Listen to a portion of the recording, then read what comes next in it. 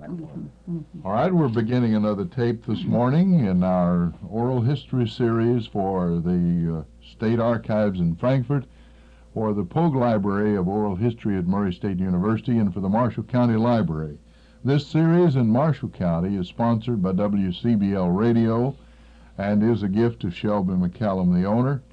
He's also in our studio with us this morning, and we have Elizabeth Harrell from the Altona neighborhood, I guess we'd say, and it's a delight to have her. We generally start off by asking what sometimes gets you slapped when you ask a woman that. Would you mind telling us how old you are, Miss Harrell? I'm 69 years old. And you were born in Marshall County, were you? Really, I'm living in the same house that I grew up in. An excellent. The house was built 65 years ago, so I remember it being built, barely, a few little things about it. So it was your father's place. That's right. And you've inherited that. So that's right. Very good. Now, your parents were... Allie Howard, and my mother was Verda Hoover Howard. Both are... So we got the Howards and the Hoovers that's involved. Right. That's right. Do you happen to remember, or could you tell us your great-grandparents on each side? My daddy's daddy was Joseph Elihu Howard. He was the youngest of the Stephen Howard family that came to Marshall County in 1819. And then his mother was Harper, Louise Harper. Her mother was a king, so we really go back a lot of ancestries, and I have quite a bit of the history of those two families. And I might ask you this, if I might interject.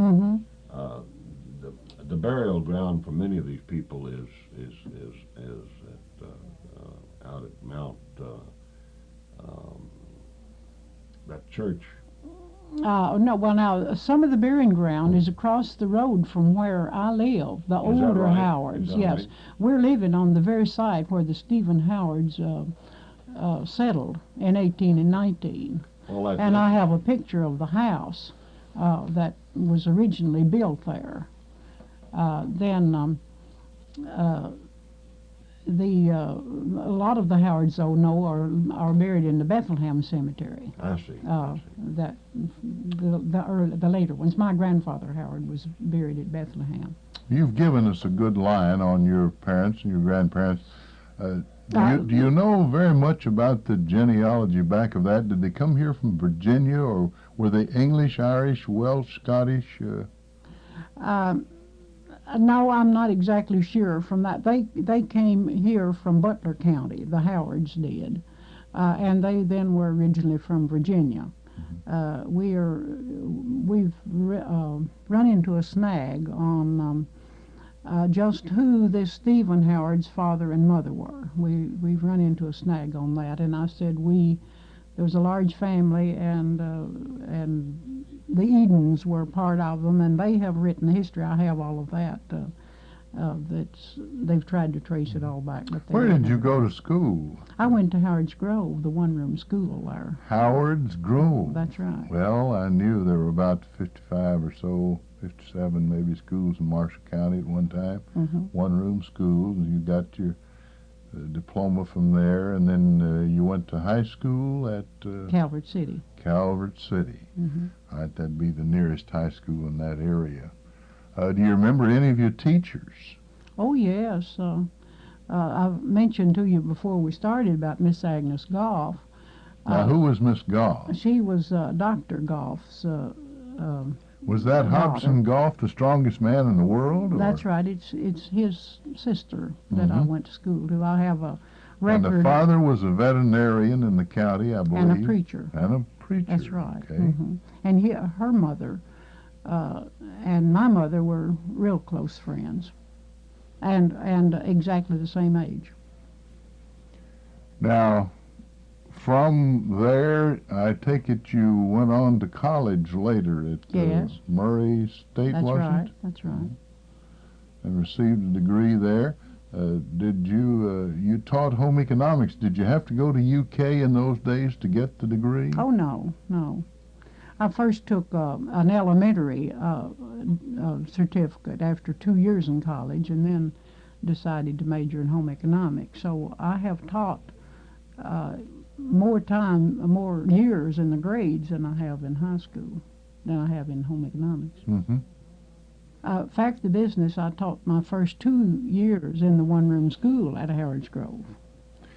Did you find it hard to go back to the home place?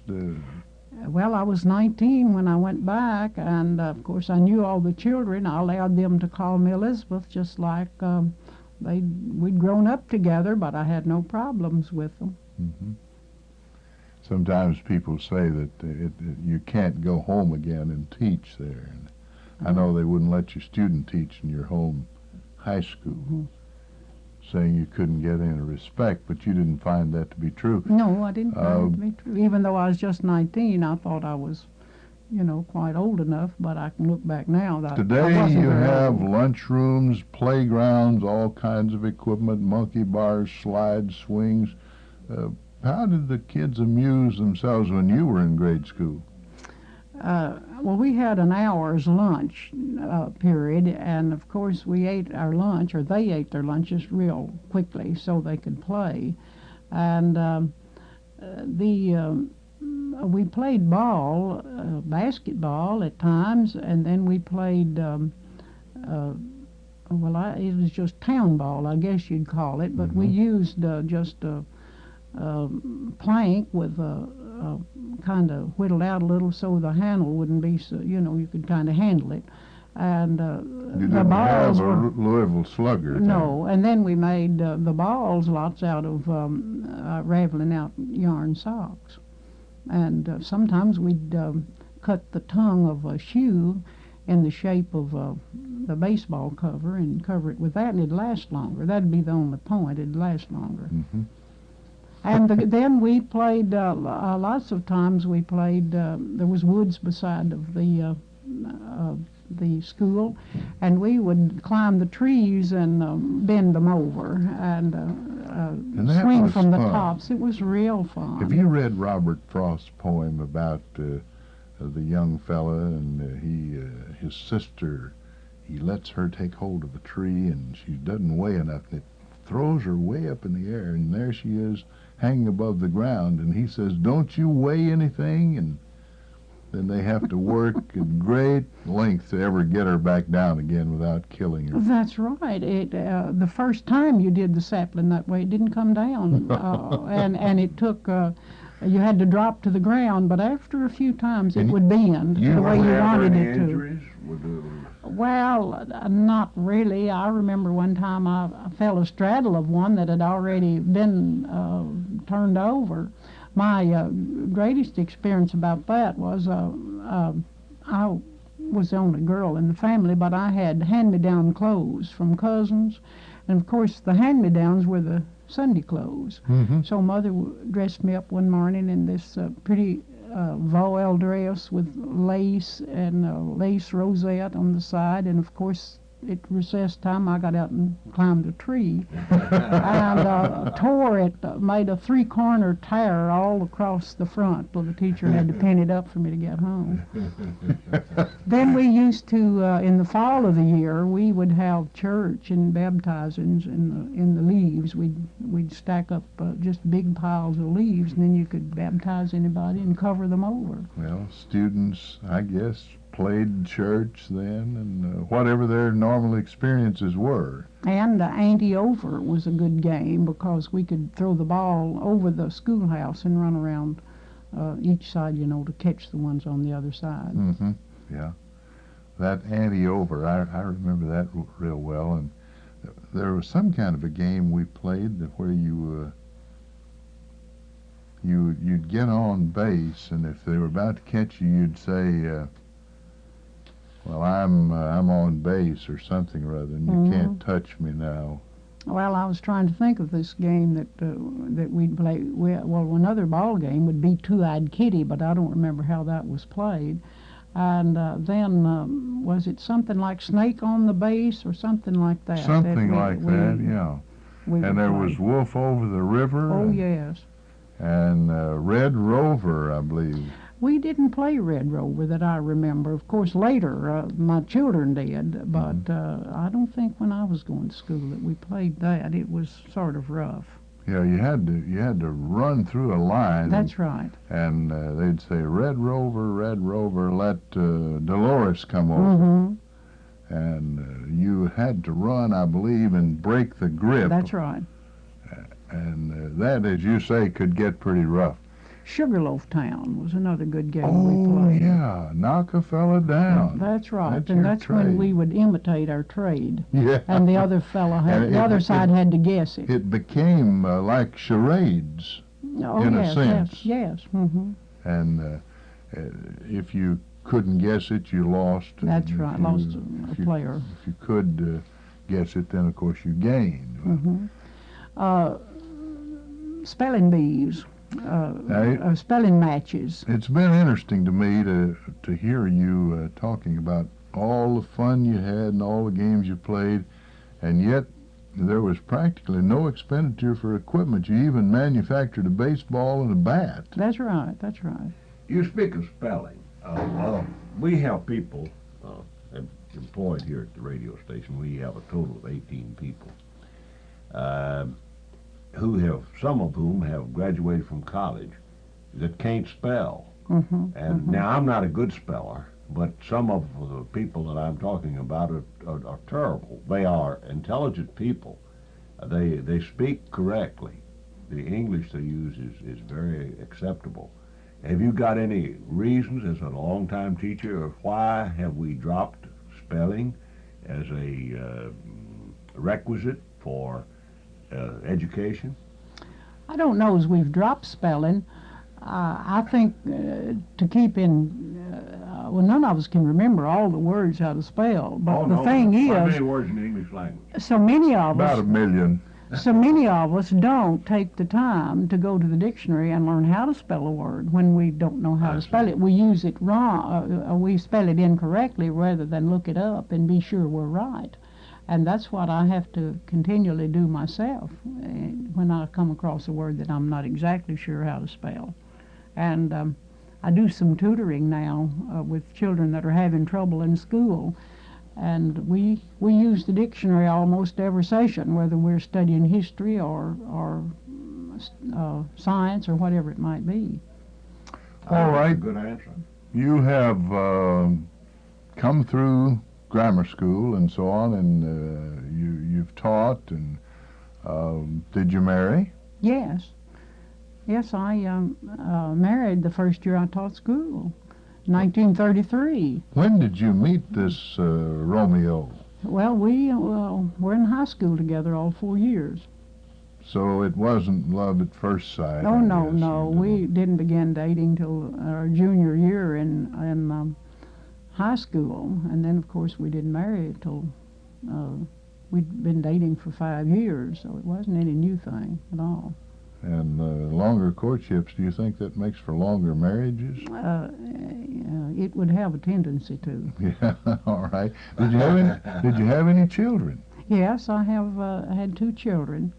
Our son, Wayne, deceased now, became a doctor and was killed in a plane crash, he and his wife and 2 children, when he was had just done 6 months of his intern. That was 18 years ago now. And then we have a daughter that... I believe he married Lake Riley's daughter. That's right, that's right. And then we have a daughter that married the same year in December when our son was killed, and now they have 4 children. So you have delightful children. four grandchildren. Have 4 grandchildren and a real nice son-in-law. We're real proud of all of them. All right, that gives you a fine family. You've now retired That's from right. teaching. Mhm. What did your husband do while you were teaching? Was he a teacher also? Well, no, he farmed. We've always lived on a farm, Mhm. and he farmed all these years. I must say we did, because I didn't really do any of the field work, but you know, farm work is not just a man's work. That's true. But then when the plants industry came to Calvert City, he was a heavy equipment operator for 20 years down at Arco Carbide. So he worked out maybe some sort of retirement there, Yes, that's as well right, as that's right. as farming, and that's you had the benefits of rural life and along with some Oh, of the, yes. the All the weekly time. payroll and so Mhm. on that came in. In the meantime, you were teaching, and that was very good. What crops did you grow? We mainly had cattle for a long time, dairy cattle, and sold cream and milk. Then lately we've had beef cattle. When both of us weren't at home, had to get up and go at a certain time, we quit our milking, our dairy cattle. Oh, the dairy really ties you down. That's right. At least that's right. twice a day, 365 days, and on leap year, 366. And I've often said that the only thing we had when we married was a milk cow, and so we kept milking until both of us were working away from home, and we couldn't very well handle that. Both of our children learned how to milk and to do the chores, and then of course we had hay and corn, and we usually kept hogs to feed out. And did you do a lot of canning? oh yes, I know still what- do. You know what ball perfect masons are. Oh yes, I still have my freezer full and my jars full. I do that every year. I did all the time I was teaching too. Freezers came along, I guess, more or less after World War II, but they were a big help, weren't they? Oh yes, they were. Well, we got ours in I guess the fall of '53 when we got our first freezer. I take it you didn't go off to Detroit, and as a lot of people did, and stay for a while. Oh or no, we've always lived. Always stayed here. There, have no other address except Calvert Route 2, except when I was in college. All right, you've told us about school and about the games you played and so on.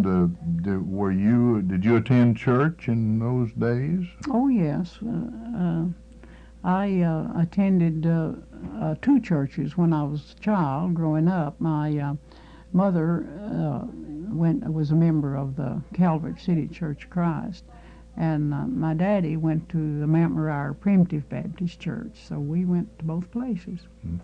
Can you remember any humorous incidents? Or did the long sermons, or falling asleep and rolling across the aisle, or anything that? No, I don't remember anything like that.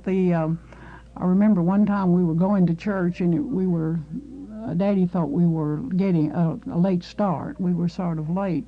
So we were going down the hill close to the Mount Moriah Church, and he didn't hold the horse back, and the wheels or something hit the horse's hind feet, and he got angry and almost turned the buggy over. My older brother and I were sitting in the back end, with your feet sticking out. And then my 2 younger brothers mother was holding the baby and the other one was up in the front. But I remember that real well. Yeah, that would be something that stick in your mind for a long time. All right.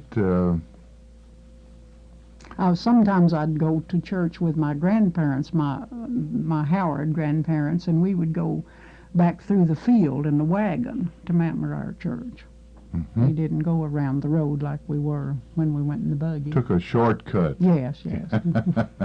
Now, Moriah, incidentally, was a cemetery. I was thinking there are a number of kings and Yes, other yes. people that you named that are buried out there. Yes, they are. My first There's a wife. king cemetery, and then there's a folk cemetery Yeah. that's both there. Poops, The yeah, folk, that's right. the king is across the road from Mount Moriah That's Church. right. That's right. Yeah. Now, the folk cemetery, I believe Betty's buried there. Yes. Well, she is a relative of mine. Is that right? Oh, yes. Yeah, I didn't realize that. Well, I'll be buried there someday, I guess, if they let me. Could you tell us a little about the town of Calvert City when you were growing up? I guess that was a place you most often went to get salt and soda and sugar. Oh, and yes. so on. When I started to high school, I have a brother older than I was, and he walked to school about 4 or 5 miles. But then when I started, we got a carpool, and there were my older brother. County didn't furnish free bus Oh service. no, and then there were about 5 or 6 girls that rode in this carpool together. I remember one time they had just gravelled the road between our house and Calvert City, and they got impassable that winter. And for 6 weeks we went in a 2-horse wagon, and my brother had to do the driving. He thought he was imposed upon because he had to hitch up the horses and take them out, you see. And we kept them at the blacksmith shop, at Mr. Dillard Howard's blacksmith shop. No relative of ours, but he was the blacksmith there. And so your brother was a little bit peeved at having to do more than his share. well, yes, I remember he thought he was being imposed on. I recall that we went visiting to some relatives of mine once. They were Irvins, related to my mother, and one of the boys, they'd serving purple hull peas. You know what those Oh, are. yes. And he had to shell peas apparently on Saturday night, and he was just terribly torn up about it, and he didn't like to pick peas that afternoon. And so when we sat down, we could tell he was angry, and they said the blessing and so forth, and we started to eat, and the food was passed around, and finally he sat there with kind of a sullen look on his face, and finally he said, "Pass the peas, I picked them." When I came to Marshall County, and if you recall, for a short time I ran a very unprofitable motion picture theater over at Calvert Yes, I City. remember that. We enjoyed it, but we didn't make any money. But the most magnificent store in town was Draffen's. Do you remember when it was built, and could you tell us anything about that? I've heard that Luther and Mert, I don't want to put you on the spot about somebody else's family, but I've heard that they owned everything jointly. Well, I had always thought that, but I'm not sure. Well. But I remember the old store that they had, and then they're building the new one, but I couldn't tell you the year that it was. But even we children going to school at Calvert would take eggs and do the grocery shopping. You'd trade them. That's right, for groceries. But we weren't embarrassed to take a basket of eggs as we went along to school. It was common. That's right, and in the afternoon we'd stop by and get what groceries we wanted to get in the market basket. I've taken many a basket of eggs from my mother, and if I were embarrassed, I certainly wouldn't have told her. I don't think I was. I don't remember being embarrassed. And then we would, along in the 30s, sell cream on Wednesday and Saturday. It was Class B cream. It wasn't, we didn't sell fresh milk, in other words, grade A dairy like they do now. Well, there wasn't a market for milk for a long time, and we sold cream. But then later we could sell milk. They'd come after it every day at our farm. I knew some people that lived around the Calvert City area, and they were, of course, on the Illinois Central Railroad, and they would ship cream to ship it to, seemed like it was Blue Valley Creamery, Louisville, Kentucky. What was the name of that? Was it Blue Valley? I don't remember about that. We shipped, quite of ours went to Illinois. I remember several of the places there. With different places we'd ship it to, but we'd have to take it to Calvert to ship it. I know I used to want to grow up to be a cream tester because they had this Babcock tester, and you took test tube bottles. Yes, I remember. Had I've little seen necks them do on them that. and graduated scale, and they put some sort of a chemical in there, and then they put it in this Babcock tester, and then they'd turn that. Now the ones they had it hardened were hand cranked. They may have. I think they later had electric motors on them. Well, I never did see one. They'd always crank that thing so many minutes, and then they'd take it out, and then the fellow would take a caliper and measure the depth of the cream and pay you on the basis of how much butterfat there was. That's right. The butterfat, that was what it was so. Well, to me, that was a job that was fit for a king. That's what I wanted to do when I grew up. Well, it didn't fascinate me at all. Back to Calvert, we had two other prominent stores. One was the Lee Cox store, and another one was Titchener's store. Titchener's and Lee Cox. That's now right. That's I'm familiar with Lee Cox. The other I don't remember. You don't remember the Titchener? They were right together. Yeah. Well, do you remember anything about, say, county officials in this period, or people who were city officials? I guess Calvert was a sixth-class city, maybe, for part of that period, anyway. It was an unincorporated city. In those days, I think, wasn't even incorporated. And if it had any officials, I didn't know anything about them. Of course, they had the school trustees from each school district. Even had that in Howard's Grove. My daddy was deputy sheriff for a number of years in Marshall County and ran for sheriff one time but was defeated. That was before he married. So he was served as a deputy sheriff, and That's right. He did serve as a public official. And I think he was rather disappointed in all of us children that we weren't interested in politics. All right. Do you remember anything about medical remedies, home remedies, and so on that you used in those days? I guess you didn't call a doctor every 15 minutes or so. Well, when we did, they came to our house.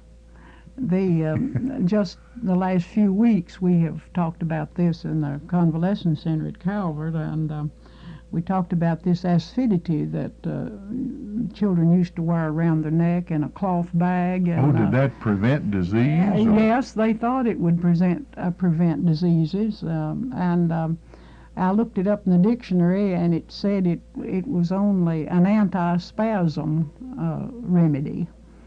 But so many of them there remembered wearing this. I never did wear it. But I did call the drugstore at Calvert and ask if they had some, and they did. So I bought a little package and took it down there just a couple of weeks ago for them to smell of. And some of them said, "Oh, please don't bring that," because it smelled so terribly bad. Then they had another remedy for just a heart condition, but I have forgotten what that one is. But it had to be worn on the body.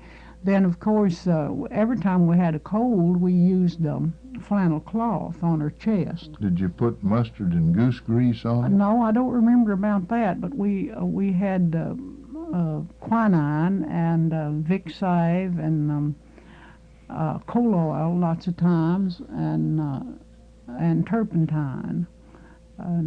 Just had to just keep it on, and if you started on it, you had to keep it on the rest of the winter. You mentioned Vicks salve, and that made me think of there used to be children in the neighborhood would come by and sell cloverine salve. Did you ever hear of that? Yes. But my mother never let me go around and sell anything. I thought that would be the grandest thing ever, to get to go to people's houses and sell things, but I never got to do that. Cloverine salve. I hadn't thought of that in years. I don't know what it was good for. Maybe it was just like Vaseline. Yeah, something more like Vaseline. Yes, I remember that real well. Then there were two things that we had. Well, we've had recurrence of them here lately in Marshall County, and one of them was head lice, and the other was itch. And Good old scabies. remedy for itch was sulfur and lard. You And could smell that. yes, and you had to put it on the body every day, and wear the same underwear for a week. And I remember, we got the itch one time, and it was just miserable to stay close to a fire in the wintertime. We'd have to go out on the porch and cool off with all this remedy on us. All right. Do you remember anything about your first radio? Well, the main Early thing, radios that you heard. when I was 8 years old, which would make it in 1921, my daddy first grew the first strawberry patch. It was an acre of strawberries, and all the different people were real interested in having a job that they could get some money out of. I think we got 3 cents a box for picking the berries. And there was a lady there that was always saying funny things, and she said she was going to spend her money on a radio. So evidently they were new then. All right, Shelby, you generally close off with at least one question. Do you want to get in your 2 cents worth here? Yes, I'd like to express my appreciation to Ms. Harrell for coming over here this morning. And Want to get in your 2 cents worth here? yes, I'd like to express my appreciation to Ms. Harrell for coming over here this morning, and to also congratulate her for the work she's doing at the Cedar Rest home. No, the Calvert Convalescent Center. Calvert Convalescent Center. I That's always get things. That's on Fifth Avenue, Shelby. All right, and she has invited us, and if you permit us to wait until after Christmas, because this is a busy signal. Oh, yes. We will come over, and we would like to interview some of your friends at the home, and I'd like to ask you one question. I've asked just about everybody we've interviewed, including Mr. Henry Beard. We introduced, and I'm sure you know him. No, I don't really You know, know. he's Mr. Dr. Richard Colburn's wife's grandfather. Oh, mhm. I just mentioned him by name. We've interviewed 13 or 14 people, but if you had your life to live over again, would you prefer to live here in Marshall County? Oh, yes, yes. Well, that makes it 100%. Oh, is that right? That's right. Everybody has said. One lady said she might choose Switzerland, but she wasn't sure. No, But, I am real proud. I'm real proud to have lived in Marshall County, and I'm real proud of my ancestors, the heritage, and I'm real proud of the opportunity that I had as a child, and I'm proud that I took advantage of the opportunity. Of course, I've been very happy to be in Marshall County. I came here right out of high school almost from Tennessee, and you people have been very nice to me, and I appreciate that, and we do appreciate your coming over this morning, and we do appreciate your invitation for a visit to the rest home. Well, I really wanted you to get the interview from these people down there. We will do it. Thank you very much, Elizabeth Harrell of Altona, the Calvert City area. I'm Ray Mofield, speaking on behalf of Shelby McCallum. WCBL is paying for and sponsoring this series of interviews for the Marshall County Library, for the Murray State University Library, and the State Archives in Frankfort. That concludes our program for today.